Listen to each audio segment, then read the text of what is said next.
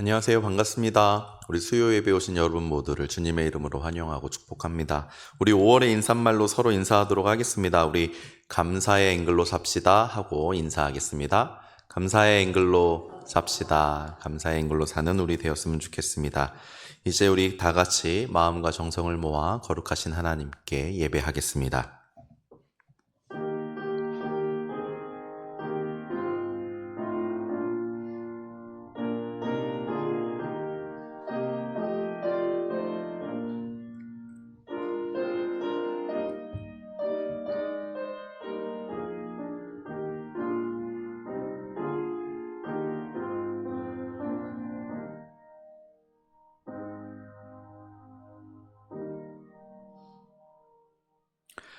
언제나 저희들을 사랑하시는 하나님 아버지, 오늘도 저희들을 예배의 자리로 불러주시니 감사를 드립니다. 분주했던 우리의 마음을 잠잠하게 내려놓고 오직 하나님께 우리의 시선을 두길 원합니다. 이 시간 성령 하나님께서 임재하여 주시사 하나님 말씀 앞에 겸손히 서게 하시고 예배 중에 임하시는 주님의 은혜와 평강을 깊이 누리게 하옵소서.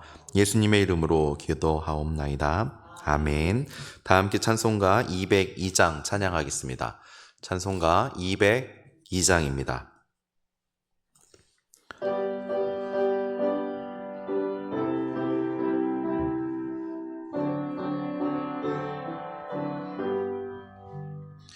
하나님 아버지 주신 책은 귀하고 중하신 말씀일셈.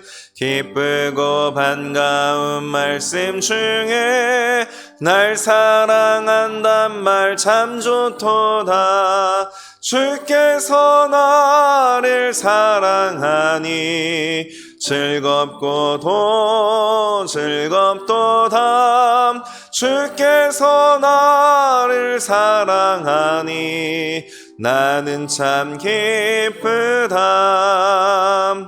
구속의 은혜를 저버리고 어긋난 딴 길로 가다가도 예수의 사랑만 생각하면 곧 다시 예수께 돌아오리. 주께서 나를 사랑하니 즐겁고도 즐겁도다. 주께서 나를 사랑하니 나는 참 기쁘다. 구주의 영광을 바라보며 예수의 이름을 찬양하리. 영원히 찬양할 나의 노래 예수의 이름이 귀하도다. 주께서 나를 사랑하니 즐겁고도 즐겁도다. 주께서 나를 사랑하니 나는 참 기쁘다. 주 예수 날 사랑하시오니 나 또한 예수를 사랑하네. 날 구원하시려 내려오사 십자가 위에서 죽으셨네. 주께서 나를 사랑하니 즐겁고도 즐겁도다. 주께서 나를 사랑하니 나는 참 기쁘다. 주 예수 날 사랑하시오니 마귀가 놀라서 물러가네. 주 나를 이렇게 사랑하니 그 사랑 어떻게 보답할까. 주께서 나를 사랑하니 즐겁고도 즐겁도다. 주께서 나를 사랑하니 나는 참 기쁘다. 아멘. 이어서 421장 찬양하도록 하겠습니다. 찬송가 421장입니다.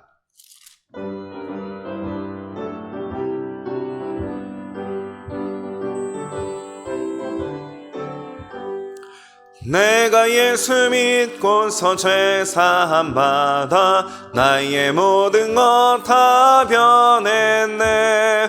지금 내가 가는 길 천국길이요 주의 피로 내 죄가 씻겼네. 나의 모든 것 변하고 그 피로 구속 받았네. 하나님은 나의 구원 되시오니 내게 정죄함 없겠네. 주님 밝은 빛 되사 어둠에 치니 나의 모든 것 다 변했네. 지금 내가 주 앞에 온전케 됨은 주의 공로를 의지함일세. 나의 모든 것 변하고 그 피로 구속 받았네.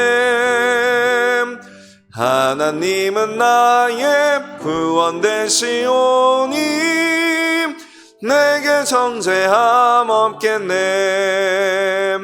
내게 성령 임하고 그 크신 사랑 나의 맘에 가득 채우며 모든 공포 내게서 물리치시니 내 맘 항상 주 안에 있겠네. 나의 모든 것 변하고 그 피로 구속 받았네.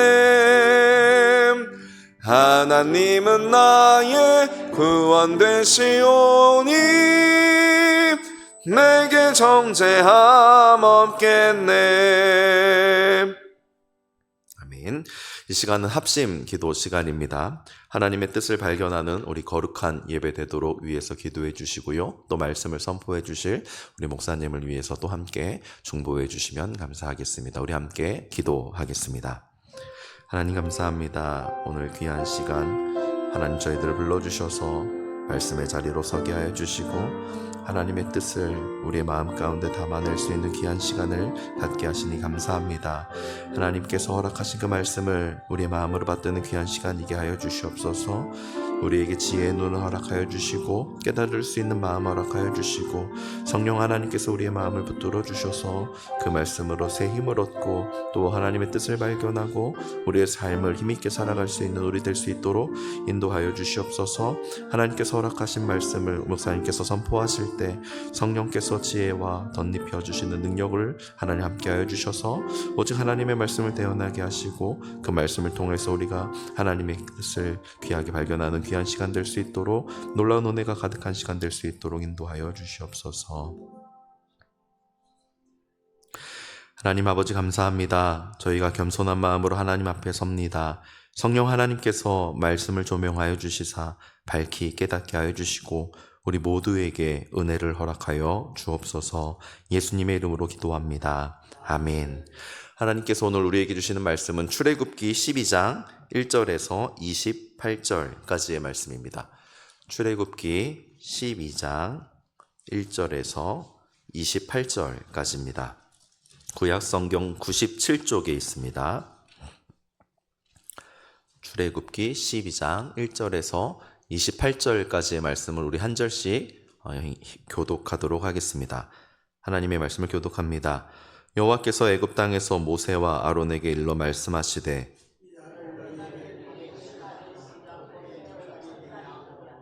너희는 이스라엘 온 회중에게 말하여 이르라. 이달 열흘에 너희 각자가 어린 양을 취할지니 각 가족대로 그 식구를 위하여 어린 양을 취하되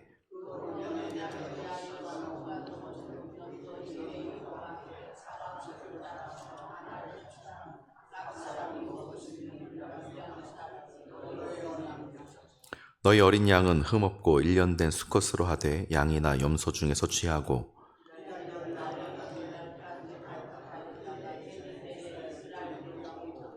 그 피를 양을 먹을 집 좌우 문설주와 임방에 바르고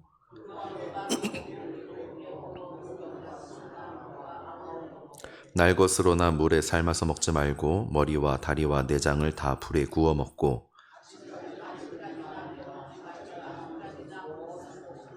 너희는 그것을 이렇게 먹을지니 허리에 띠를 띠고 발에 신을 신고 손에 지팡이를 잡고 급히 먹으라. 이것이 여호와의 유월절이니라.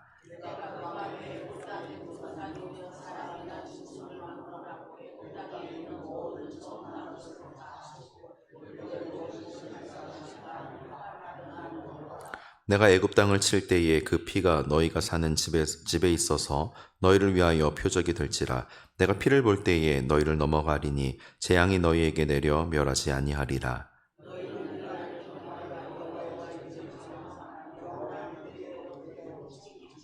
너희는 이레 동안 무교병을 먹을지니 그 첫날에 누룩을 너희 집에서 제하라. 무릇 첫날부터 일곱째 날까지 유교병을 먹는 자는 이스라엘에서 끊어지리라.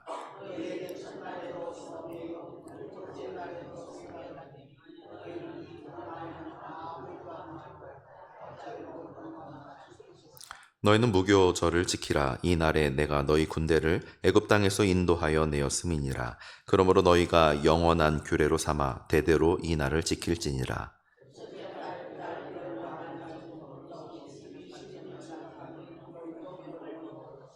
이래 동안은 누룩이 너희 집에서 발견되지 아니하도록 하라. 무릇 유교물을 먹는 자는 타국인이든지 본국에서 난 자든지를 막론하고 이스라엘 회중에서 끊어지리니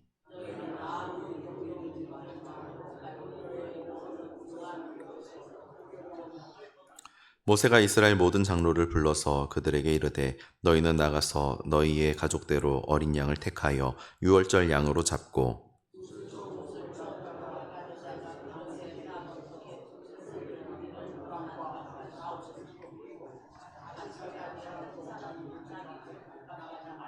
여호와께서 애굽 사람들에게 재앙을 내리려고 지나가실 때에 문 임방과 좌우 문설주의 피를 보시면 여호와께서 그 문을 넘으시고 멸하는 자에게 너희 집에 들어가서 너희를 치지 못하게 하실 것임이니라.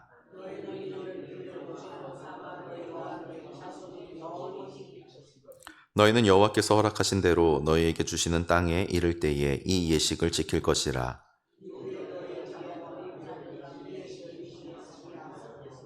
너희는 이르기를 이는 여호와의 유월절 제사라. 여호와께서 애굽 사람에게 재앙을 내리실 때에 애굽에 있는 이스라엘 자손의 집을 넘으사 우리의 집을 구원하셨느니라 하라 하매 백성이 머리 숙여 경배하니라.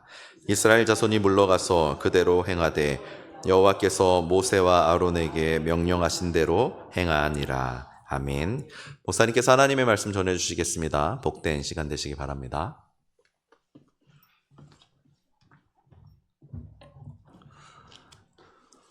광고 말씀드리겠습니다. 49주년 창립기념주일이 다가오고 있는데요. 여러분들 사진을 모집합니다. 내년이 50주년이기 때문에 사진 정리를 한번 해야 돼서 여러분들 가정에 있는 교회와 관련된 사진을 가져다 주시면 그 사진을 저희들이 잘 정리하는 것은 감당하겠고요. 여러분들은 그저 가져다 주시면 좋겠습니다. 그리고 49주년 때 일부를 또 게시하게 될 것입니다. 이 일에 협력해 주시면 대단히 감사하겠습니다. 잠시 기도하겠습니다. 하나님 아버지, 우리가 출애굽기를 통해서 하나님을 만나고자 합니다. 주께서 이 시간 찾아오셔서 저희들에게 말씀하여 주시옵소서. 예수님 이름으로 기도드립니다. 아멘. 오늘 주신 말씀을 보면 아주 두드러진 특징이 있어요. 그건 어떤 거냐면 뭘 먹어라, 먹지 말라, 며칠째는 먹어라, 그리고 이것은 이런 방식으로 먹어라, 저것은 저런 방식으로 먹어라 라고 말씀하고 있습니다. 왜 이렇게 복잡한지 잘 이해가 되질 않아요. 하나님께서 굳이 장자를 죽이는 재앙을 지금 하나님께서 애굽 땅에 펼치실 거잖아요. 그러면 그것만 하시면 되지 그 전에 뭔 준비가 이렇게 많은가 하는 생각을 하게 됩니다.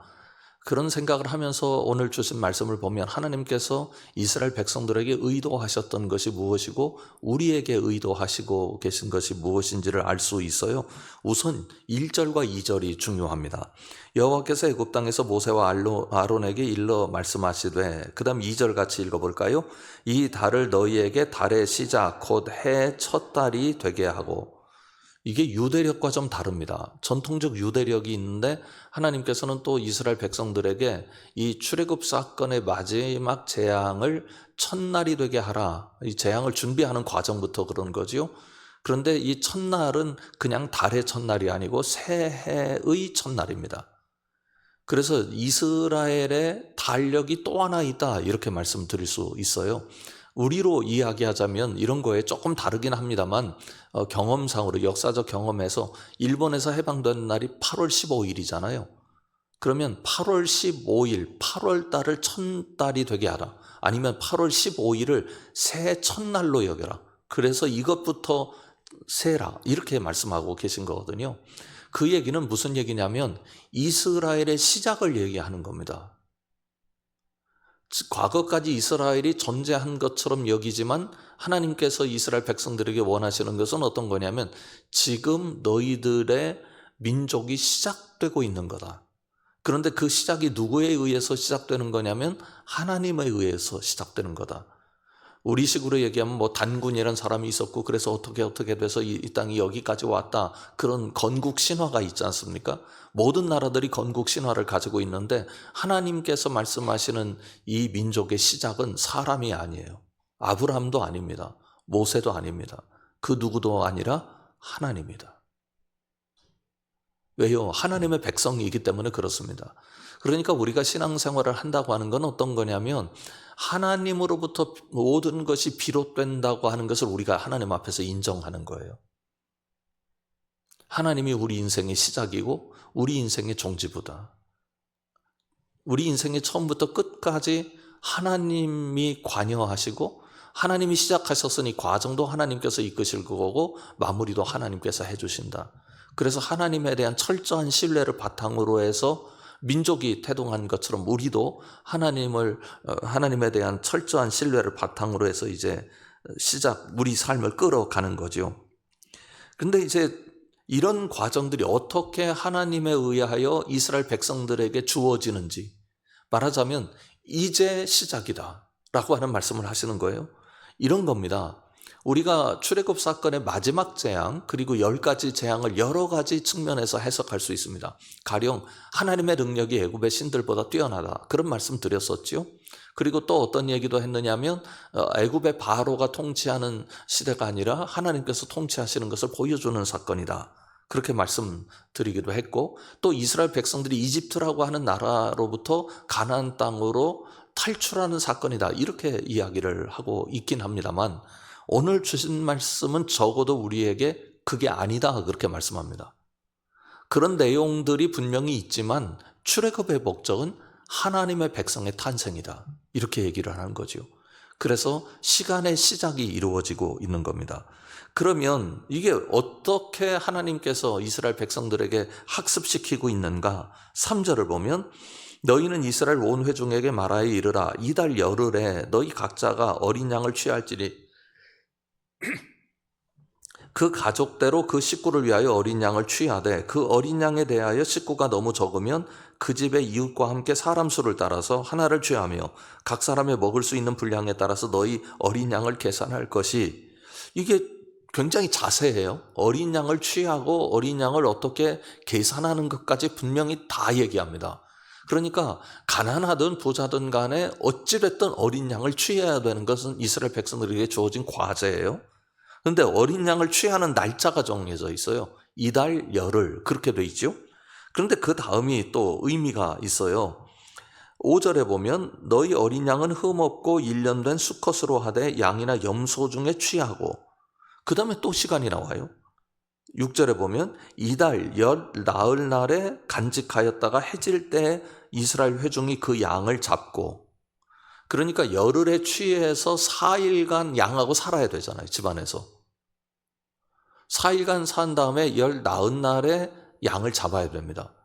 왜 4일일까? 궁금해합니다.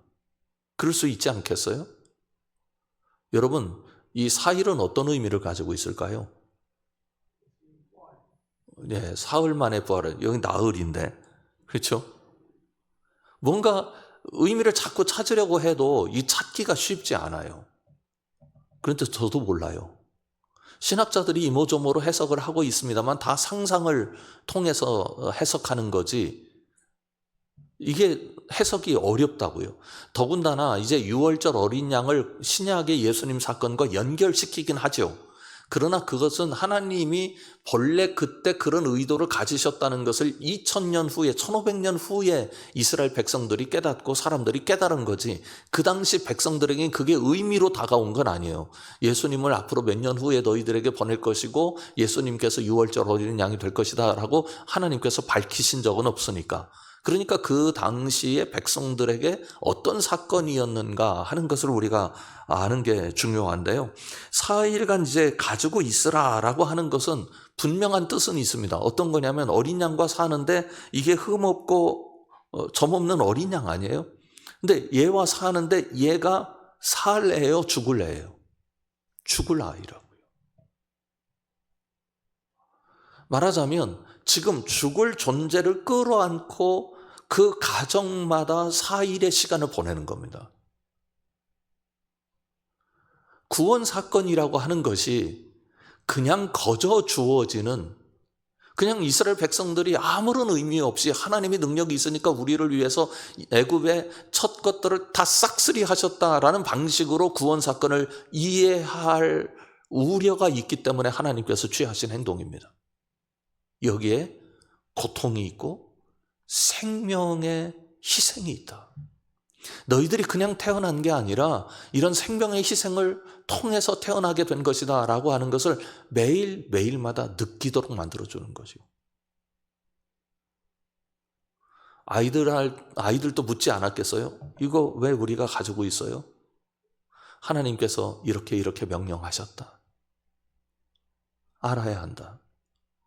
아침마다 일어나서 보이는 게 어린 양이고 밥 먹을 때도 보이고 집안일 할 때 보이고 자기 전에도 보이고 죽어야 할 생명, 희생, 피 이게 보이는 거죠.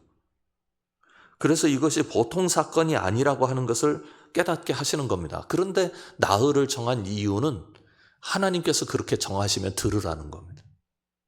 왜 이게 이래야 돼요? 라고 따지는 차원이 아니라 하나님의 새 백성은 하나님의 통치대로 가는 거다. 말하자면 애굽에 여러 질서가 있잖아요. 뭐는 며칠간 하고 뭐는 이틀간 하고 뭐는 하루 만에 하고 뭐는 7일 만에 하고 뭐는 100일 만에 하고 이런 규례들이 있을 것 아닙니까? 그런데 이제 하나님께서 새 규례를 주시는 거죠.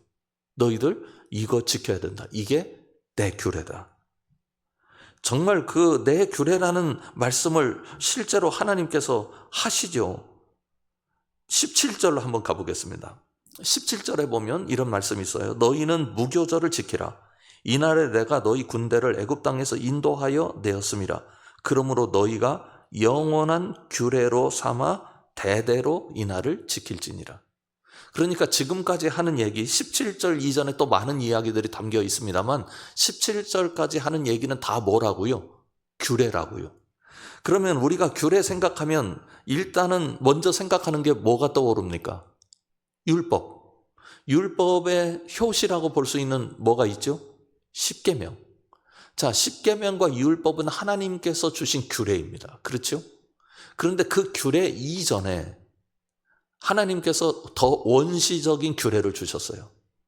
그래서 이스라엘 백성들이 구원받는 사건은 하나님의 규례가 지켜지는 사건이다 라고 이스라엘 백성들에게 가르쳐 주는 거죠. 보십시오. 이렇게 되어 있습니다. 5절에 보면 너희 어린 양은 흠없고 1년 된 수컷으로 하되 양이나 염소 중에서 취하고 이달 열 나흔 날까지 간직하였다가 해질 때 이스라엘 회중이 그 양을 잡고 또 한 번 나오죠. 그 다음 그 피를 양을 먹을 집 좌우 문설주와 인방에 바르고 이렇게 피를 바르게 만듭니다. 그런데 피를 바르게 하는 이유가 무엇 때문인가를 우리가 너무나 잘 알고 있죠. 22절로 가보겠습니다. 21절부터 22절까지 한번 보겠습니다. 다 같이 읽어보죠. 모세가 이스라엘 모든 장로를 불러서 그들에게 이르되 너희는 나가서 너희의 가족대로 어린 양을 택하여 유월절 양으로 잡고 우슬초 묶음을 가져다가 그릇에 담은 피에 적셔서 그 피를 문 인방과 좌우 설주에 뿌리고 아침까지 한 사람도 자기 집 문 밖에 나가지 말라. 이렇게 말씀하셨습니다. 그러니까 이 피라고 하는 게 뭐냐면 표식입니다. 표식이라고 하는 게 분명하게 나타나죠. 23절에 보면 여호와께서 애굽 사람들에게 재앙을 내리려고 지나가실 때 문 인방과 좌우 문설주의 피를 보시면 여호와께서 그 문을 넘으시고 멸하는 자에게 너희 집에 들어가서 너희를 치지 못하게 하실 것임이니라. 그러니까 이거죠. 이걸 단순히 이제 하나님께서 이스라엘 백성들을 넘어가게 하셨다라고 하는 것을 우리가 기억하는 것도 중요합니다만 그 다음에 의미가 있습니다. 그건 뭐냐면 하나님 말씀을 지키면 산다는 겁니다. 아니 그게 무슨 의미가 있어? 양을 잡아서 문설주에 바르면 오히려 우리가 유대인이라고 하는 그 우리 민족의 소속만 드러나지 그거 이집트 사람들이 이상하게 생각하지 않을까 하고 문설주에 피를 바르지 않을 수도 있잖아요. 결국 하나님의 백성이냐 하나님의 백성이 아니냐는 무엇으로 결정되느냐? 하나님이 만드신 규례에 순종하느냐 순종하지 않느냐로 결정된다는 거죠. 그동안은 애굽의 절기, 애굽의 시간, 애굽의 규례, 애굽의 모든 문화, 애굽의 질서에 이스라엘 백성들은 속해 있었습니다. 그런데 이제는 시간도 하나님의 시간에 속해 있어야 되고 그리고 절기도 하나님의 절기에 속해 있어야 되고 규례도 하나님의 규례에 속해 있어야 되고 문화도 하나님의 문화에 속해 있어야 하는 거죠. 새 백성이 탄생하기 위해서는 민족적 정체성이 없이는 불가능한 일입니다. 그러니까 결국은 민족적 정체성을 어디에 두느냐 이게 중요한 거죠. 그러니 출애굽 사건은 탈출 사건이기도 하고 재앙이 일어난 사건이기도 하고 이스라엘 백성들이 40년간 광야에서 헤맨 사건이기도 하지만 그러나 궁극적으로 출애굽기가 우리에게 주는 메시지는 하나님의 새 백성의 정체성을 알려주고 있다는 거죠.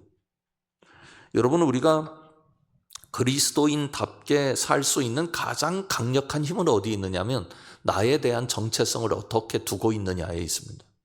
나는 누구인가를 바르게 정의하면 그 정의된 대로 살게 돼 있어요. 그 정의된 대로 그대로 사느냐 아니면 90%쯤 사느냐 80%쯤 사느냐 그건 사람마다 다 다를 수 있습니다만 방향은 그렇게 되게 돼 있습니다. 그 인생이 몇 점이든 간에. 여러분 우리 모두가 하나님의 백성이라고 하는 정체성이 흔들려서 문제가 일어나는 백성은 아니어야 합니다. 여러분 모두가 하나님의 정체성, 하나님의 백성이라고 하는 정체성을 분명히 해두고 사시는 복을 누리시길 주님의 이름으로 축원합니다. 그 다음에 이제 또 재밌는 일을 하나님께서 이스라엘 백성들에게 요구하고 계세요. 무교병을 먹어라. 고기도 또 밤에 먹으라 그러고. 그 8절에 보면 그 밤에 그 고기를 불에 구워 무교병과 쓴나물과 아울러 먹되 9절에 보면 날 것으로나 물에 삶아서 먹지 말고 머리와 다리와 내장을 다 불에 구워 먹고 아침까지 남겨두지 말며 아침까지 남은 것은 곧 불사르다. 그 먹는 것까지 자세히 말씀하고 계십니다.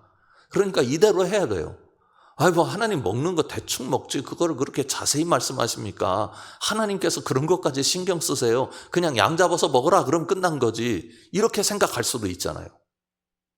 여러분 아십니까? 신앙은 끊임없이 우리에게 불만을 만들어냅니다. 하나님이 하라고 하는 것에 대해서 여러분 마땅하신 적이 얼마나 많이 있으셔요? 그게 쉽지 않아요. 아니 다른 사람들은 이렇게 사는데 왜 우리는 이렇게 해야 돼? 하나님을 믿는데 어느 때는 하나님이 좋은 분이고 하나님의 사랑의 하나님이라고 하는데 손해보는 것 같고 지켜야 될 것도 많고 왜 그런가? 그게 하나님의 백성의 표식이기 때문에 그렇습니다. 다른 사람들이 보기에는 좀 달리 보여도 내가 하나님의 백성이라고 하는 정체성을 분명하게 드러낼 수 있다면 그 사람은 신앙에서 승리하는 사람입니다. 무교병이 뭔지 아시죠? 누룩 없는 빵이지 않습니까? 누룩 없는 떡인데 누룩 없는 떡을 왜 먹으라고 했느냐? 또 쓴나물을 하필이면 왜 먹으라고 했느냐? 그것에 대해서 뭐 여러 가지 해석이 있을 수 있습니다만 정확한 해석은 없습니다. 그런데 나중에 우리가 보통 떡을 먹을 때는 양을 늘리기도 하고 맛있게 하기 위해서 뭘 집어넣습니까? 누룩을 집어넣지요. 그 일상에서 먹는 떡이지 않습니까?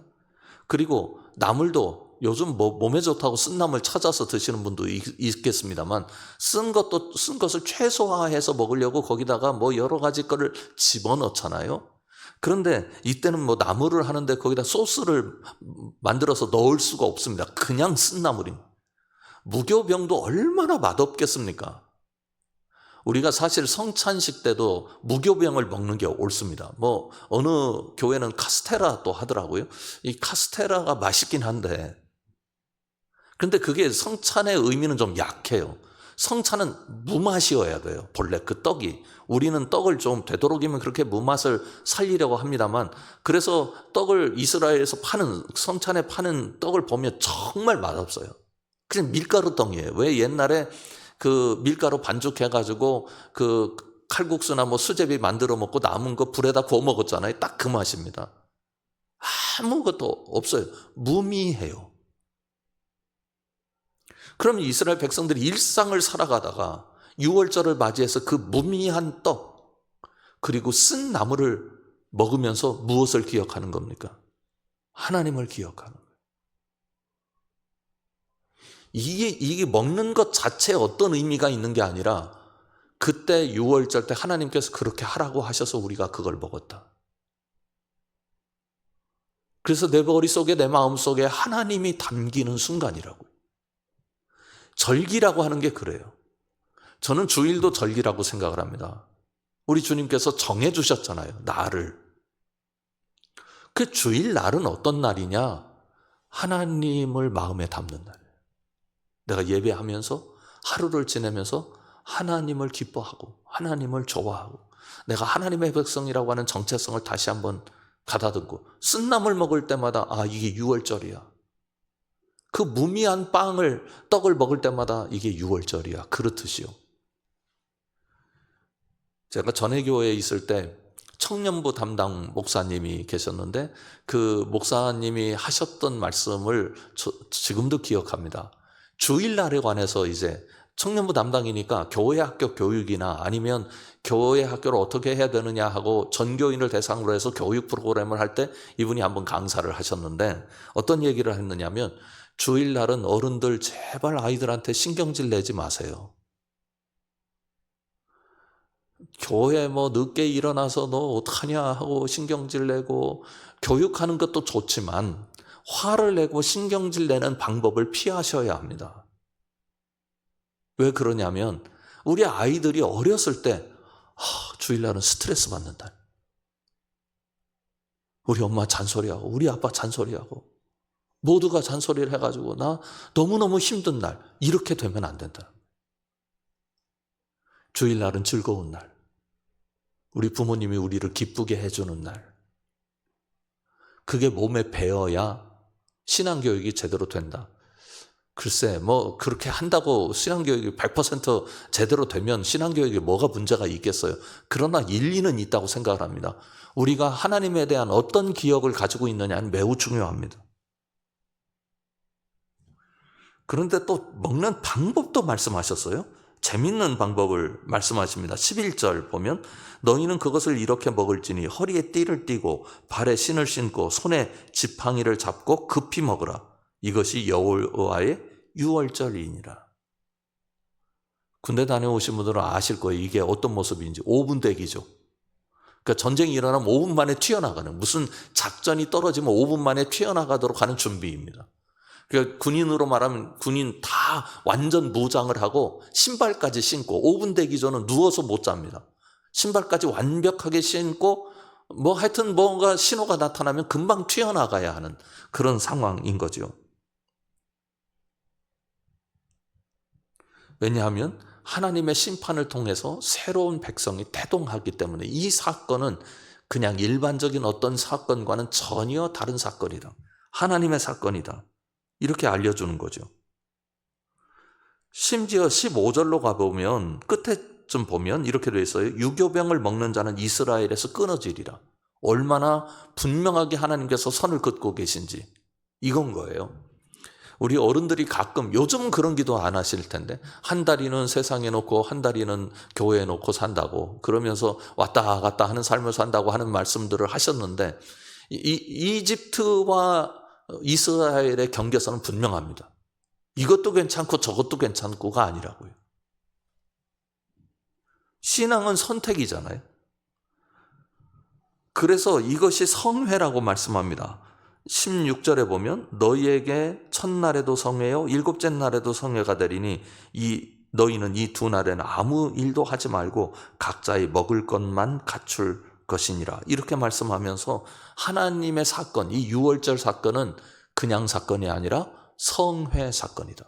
하나님의 백성을 하나님께서 회집하시는 사건이다. 예배가 그거거든요. 왜 성회라고 하느냐면 하나님께서 부르셔서 성회인 거예요. 인간끼리 모이면 성회가 아니죠.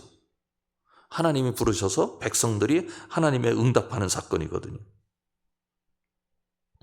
이 유교병, 무교병 얘기가 아주 길게 나옵니다. 보십시오. 18절에 보면 첫째 달 그 달 열 나흔 날 저녁부터 21일 저녁까지 너희는 무교병을 먹을 것이요.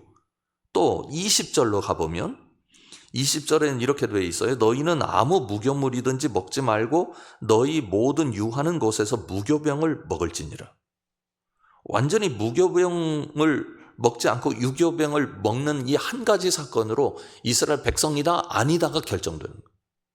그러면 하나님께서 너무 가혹하다 이렇게 우리가 생각할 수 있지 않겠습니까? 그런데 하나님께서 말씀하시는 바는 이겁니다.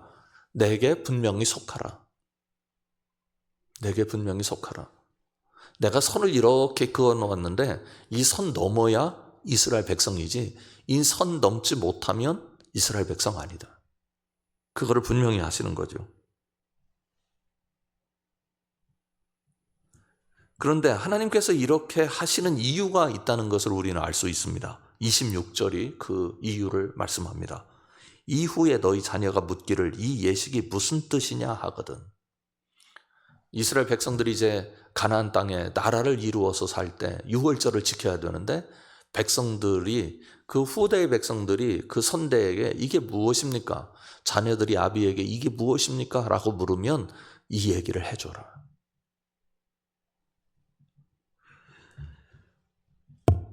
(27절에) 그 얘기가 뭐냐? 27절 다 같이 한번 읽겠습니다. 시작.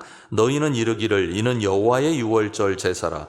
여호와께서 애굽 사람에게 재앙을 내리실 때 애굽에 있는 이스라엘 자손의 집을 넘으사 우리 집을 하셨느니라 하라 하매 백성이 머리 숙여 경배하니라.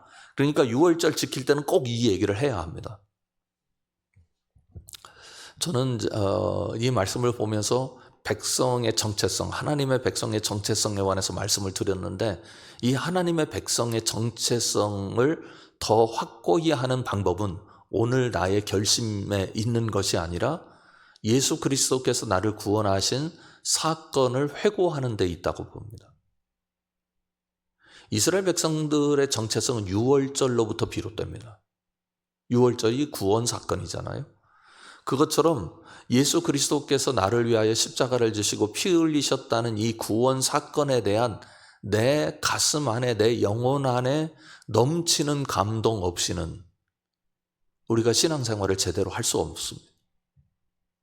내가 처음 만난 예수님, 그리고 우리가 그 이후에 지금 살아가고 있죠. 그리고 우리의 종국은 어느 때 주어집니까? 다시 만날 예수님. 처음 만날 예수님과 다시 만날 예수님 사이에 우리가 존재한다고요. 결국은 그러니까 우리가 예수님을 만나기 위해서 사는 거예요. 그 만났던 예수님을 또 만나려고. 그때 희미했고 그때 분명하지 못했던 것을 신앙 과정을 통해서 희미하지 않게 분명하게 해서 그 예수님을 다시 만나는 게 우리의 신앙의 목표입니다. 제게 권사님 한 분이 연세가 많으셔서 지금 돌아가셨습니다만 하셨던 말씀 여러분들에게 소개해드리고 마치고자 합니다. 이분에게 늘 염려가 있었습니다. 그 염려는 어떤 거였느냐면 예수님 못 알아볼까 봐 염려입니다.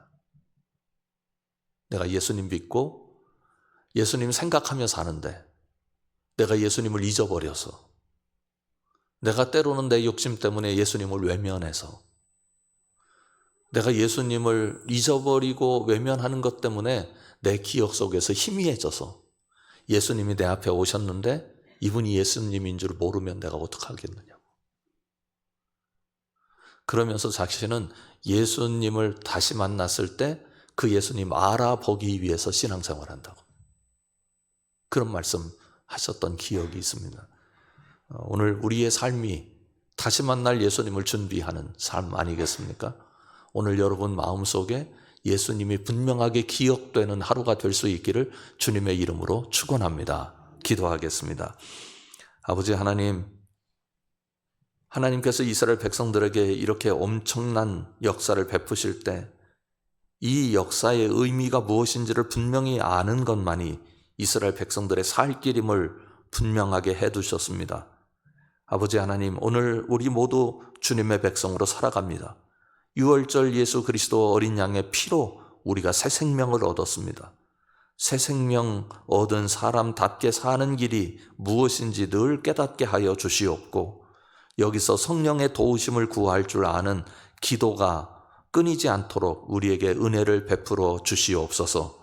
예수님 이름으로 간절히 기도드립니다. 아멘. 하늘에 계신 우리 아버지, 아버지의 이름을 거룩하게 하시며 아버지의 나라가 오게 하시며 아버지의 뜻이 하늘에서와 같이 땅에서도 이루어지게 하소서. 오늘 우리에게 일용할 양식을 주시고 우리가 우리에게 잘못한 사람을 용서하여 준 것 같이 우리 죄를 용서하여 주시고 우리를 시험에 빠지지 않게 하시고 악에서 구하소서. 나라와 권능과 영광이 영원히 아버지의 것입니다. 아멘.